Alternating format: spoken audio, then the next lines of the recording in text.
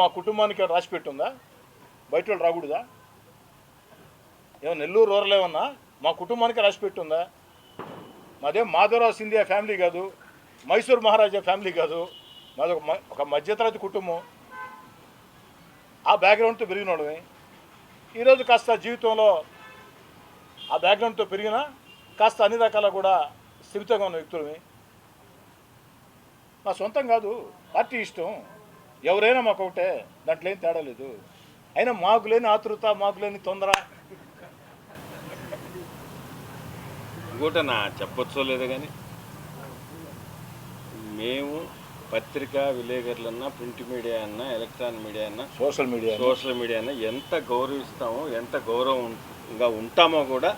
అంటే ఈయనని ఎన్నో సంవత్సరాలు చూస్తున్నారు, నన్ను కూడా దగ్గర ఒక 8 సంవత్సరాలు చూస్తున్నారు.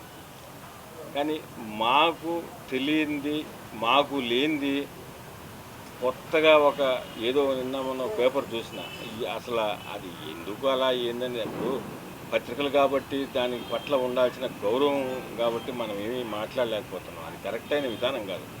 ఒక కుటుంబం గురించి అసలు ఏదో నాకు మా అన్నకు మధ్య కూర్చొని మేమిద్దరం కొట్లాడుకుంటే ఆయన ఏదో విడదీసినట్టు, ఆయన చూసినట్టు, బేటలు వారినట్టు. ఈ బేటలు ఇప్పటికి వారవన్నా, అవతల పార్టీకి బేటలు లేవు కాబట్టి ఇక్కడేమన్నా వారితే దూరాలని చూస్తారేమో. అది అనవసరమైన డిస్కస్. దాని బదులు వేరే మ్యాటర్ రాసుకుంటే ఒక అడ్వర్టైజ్మెంట్ అయినా 4 రూపాయలు వస్తాయని అంతవరకే చెప్పగలను. ఎందుకంటే గిరి ఆవేదన వాస్తవిక అంత వార్త రాసేటప్పుడు కనీస వివరణ. ఇప్పుడు ఆ రోజు నా కుమార్తె ప్రశ్నలు పెట్టింది, సింగల్ కాలం ఐటెం కూడా లేదు నాకు తెలిసినంతవరకు.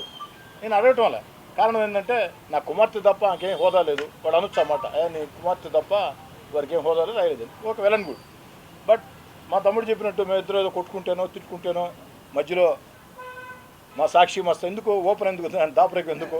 మా సాక్షి మస్తానరెడ్డి గారు ఉండి అడ్డం తీసినట్టు కలిపినట్టు, అడ్డం తీసినట్టు కలిపినట్టు కనీసం వివరణ. రోడ్డు మీద ఏడన్నా కనపడితే మస్తానరెడ్డి గారు సాక్షి అయినా కూడా రోడ్డు మీద కనపడితే ఏ మస్తానరెడ్డి గారు బాగున్నావు అని అంటారు, ఏ మస్తానరెడ్డి గారేనంట. ప్రతి ఒక్కరిని, ఏం దేవా గారినైనా వెంకటరమణ గారినైనా ప్రతి ఒక్కరిని నేను పేర్లు పెట్టి పిలిచి చాలా తక్కువ మందిని. మురళి అంటే మా చాలా పాత్ర మురళి అంట, అంత మించి తేడా కదా. కమిషనర్ గారు sir, hello sir, morning sir. Press మీట్లో ఉన్నాను, స్పీకర్ ఫోన్ మాత్రం ఆన్ చేయలే. ఎందుకంటే మీకు చెప్పకుండా స్పీకర్ ఫోన్ ఆన్ చేయకూడదని. మీరు ఆన్ చేయమంటే స్పీకర్ ఫోన్ ఆన్ చేస్తా, లేకుంటే లేదు.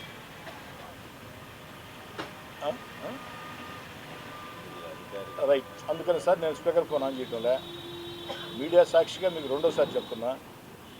ఫస్ట్ టైం నేనే మీకు ఫోన్ చేశా. డీలిమిటేషన్లో నేను కానీ నారాయణ సార్ కానీ జోక్యం చేసుకో, మీరు చట్టబద్ధంగా చేయండి అని, రూల్ బేస్ చేయండి అని చెప్పని మీరు నన్ను మాట అడిగారు. ఎమ్మెల్యే గారు మంచి మాట చెప్పారు, సంతోషం సార్. నారాయణ సార్ కూడా చెప్పారు, సంతోషం సార్. కానీ మీ ఇద్దరు చెప్పినా అడ్డగోలుగా మేము చెయ్యము, చేస్తే మా ఉద్యోగాలకు ఇబ్బంది, మేము చట్ట ప్రకారం పోతాం అని మీరు చెప్పిన మాట వాస్తవమే కదా. కాబట్టి చేయడానికి స్కోప్ ఉంటుందో ఉండదో నా అదే సార్ మీరు అన్నారు అన్నమాట. నేనుండి మేము జోక్యం చేసుకోమంటే మీరు జోక్యం చేసుకోమన్న దానికి thank you sir. Narayana sir కూడా మేము జోక్యం చేసుకోమని చెప్పి వారికి కూడా థ్యాంక్స్ చెప్పాను. అయితే ఇంకో మాట మీకు ప్రత్యేకంగా చెప్తున్నాం, మీరు చెప్పినా మీరు జోక్యం చేసుకున్నా అడ్డదిడ్డాలుగా మేము చేయము, ఎలక్షన్ కమిషన్ నియమాల ప్రకారం పోతామని చెప్పారు. అది మీడియా ముందు మళ్ళీ మీకు ఒకసారి చెప్తున్నాను సార్. రెండోది ఏంటంటే అన్ని అభ్యంతరాలు తెలుగుదేశం వాళ్ళు అభ్యంతరాలు ఇచ్చున్నారు, సిపిఎం వాళ్ళు ఇచ్చున్నారు, అన్ని పార్టీలు ఇచ్చున్నాయి. వైఎస్ఆర్ జనసేన ఇచ్చారు, బీజేపీ ఇచ్చారు, వైఎస్ఆర్ కాంగ్రెస్ పార్టీ ఇచ్చారు. అన్ని అభ్యంతరాలు కూడా పరిగణలో తీసుకోండి. దాంట్లో సాధ్యాసాధ్యాలు చూసి అది నిజమైన అభ్యంతరం అయితే తప్పకుండా సరిచేయండి. ఒక ఎమ్మెల్యేగా అన్ని పార్టీలతో request. Okay sir, okay sir, okay sir. చెప్పండి సార్, ఇంకా ఎనీ డౌట్స్? ఫైనల్గా ఒక్క మాట అయిపోయిందా సార్? గిరిజారెడ్డి అయినా శ్రీధర్రెడ్డి అయినా ఇంకొకరైనా నెల్లూరు రూరల్ నియోజకవర్గంలో తెలుగుదేశం పార్టీ తెలుగుదేశం పార్టీ అడ్డా మాకు ఫైనల్లీ తెలుగుదేశం పార్టీ అధిష్టానం, గౌరవ ముఖ్యమంత్రి చంద్రబాబు నాయుడు గారు కానీ యువనేత నారా లోకేష్ గారు ఇది ఫైనల్. అల్టిమేట్లీ నెల్లూరు రూరల్ నియోజకవర్గం తెలుగుదేశం పార్టీ, దాని తర్వాతనే సేదరెడ్డి కానీ గిరిధరెడ్డి కానీ ఇంకొకరు కానీ వస్తారు. ఇక్కడ జనరల్గా పర్సన్స్ కాదు, పార్టీ ఈజ్ ద సుప్రీం. అది ఫాలో అయ్యేవాళ్ళం మేము, లాయల్గా ఉండేవాళ్ళం. అది ఒక్కటి గుర్తుపెట్టుకుంటాం. మేము ఎక్కడున్నా లాయల్గా ఉంటాం సార్. ఎక్కడ ఉన్నా పార్టీ అధినేత లాయల్గా ఉంటాం, పార్టీ కోసం పనిచేస్తాం. మేము తెలుగుదేశం పార్టీలో ఉన్నాం. ఈ తెలుగుదేశం పార్టీకి ఒక బలమైనటువంటి స్థావరంగా తయారయ్యేదానికి మా వంతు కృషి మేము చేస్తాం. ఏది వచ్చినా సరే, ఎలక్షన్ లోకల్ బాడీ, రేపు వచ్చే లోకల్ బాడీ, రాబో అసెంబ్లీ, ఇంకా రాబో అసెంబ్లీ, మా ఓపికన్నంత వరకు నెల్లూరు రూరల్ నియోజకవర్గంలో ఏ ఎలక్షన్ వచ్చినా తెలుగుదేశం పార్టీ జెండా ఎగిరేదానికి మా శక్తి వంచన లేకుండా కృషి చేస్తాం సార్. నెల్లూరు రూరల్ ఒకటే లక్ష్యం సార్. స్థానిక ఎన్నికల్లో 100కి 100. గతంలో నేను ఎమ్మెల్యేగా ఉన్నప్పుడు రెండోసారి ఏ విధంగా నెల్లూరు రూరల్లో 100కి 100 100% గెలిచాము. అదేవిధంగా ఈసారి కూడా 18 సర్పంచులు, 12 ఎంపీటీసీలు, 1 జడ్పీటీసీ, వార్డుని పెరిగితే 37 ఇంకా కూడా పెరుగుతాయని చెప్పని చెప్తున్నారు. నేను చూస్తూ ఉన్నా, పత్రికల్లో చూస్తూ ఉన్నా. ఇన్ని పెరిగితే రూరల్ మొత్తం 100%. రెండో నెల్లూరు కార్పొరేషన్లో నారాయణ సార్ది నాది ఒకే మాట. నెల్లూరు కార్పొరేషన్లో నారాయణ సార్ ఒక అసెంబ్లీ సెగ్మెంట్కి ఎమ్మెల్యే, నేను ఇంకొకరు ఎమ్మెల్యేని. అదేవిధంగా మా ఎంపీ వేమిరెడ్డి ప్రభాకర్ రెడ్డి గారు, అదేవిధంగా మా జిల్లా పార్టీ అధ్యక్షుడు బేదా రవిచంద్ర గారు, మేమందరం చక్కగా సమన్వయం చేసుకుని అటు నారాయణ సారు, నేను, వేమిరెడ్డి ప్రభాకర్ రెడ్డి గారు, బేదా రవిచంద్ర గారు సమన్వయం చేసుకుని చంద్రబాబు గారు, లోకేష్ గారు ఆశీస్సులతో నెల్లూరు కార్పొరేషన్ 100కి 100% ప్రజల మన్నన పొంది గెలిచి నారా లోకేష్ గారు వర్కింగ్ ప్రెసిడెంట్ అయిన తర్వాత వారి నెల్లూరు నుంచి మేము ఇచ్చే నిజమైన కానుక ఇదవుతుంది. దానికోసం ప్రతి ఒక్కరు కష్టం చేస్తాం. నేను కష్టం చేస్తా, నా తమ్ముడు కష్టం చేస్తాడు, నా కుమార్తెలు కష్టం చేస్తారు, నా భార్య కష్టం చేస్తుంది. మా భానుశ్రీ గారి దగ్గర నుంచి రూరల్లో ఉండే ప్రతి తెలుగుదేశం పార్టీ క్లస్టర్ ఇన్ఛార్జ్ అందరం కష్టపడతాం.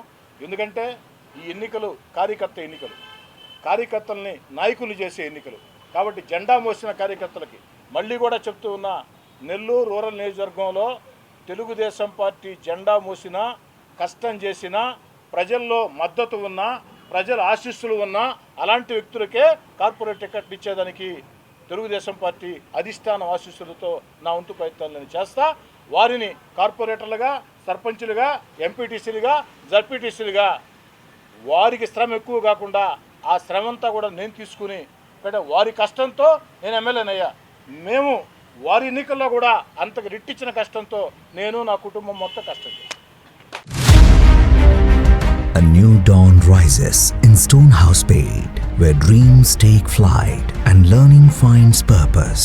Born from the vision of our directors to create a stress-free learning environment where every child grows with confidence, joy and curiosity. A strong IIT and NEET foundation with AI, coding and robotics program, nurturing innovators for tomorrow. A holistic development with discipline, creativity, leadership, an education that shapes character beyond textbooks, an environment where learning is joyful, teachers are mentors, and every student's journey is stress-free. Viswasai Group of Schools, educating future-ready minds through stress-free education. Now open at Stonehouse Paid, playgroup to grade 7. A vision of stress-free education from the directors of Viswasai.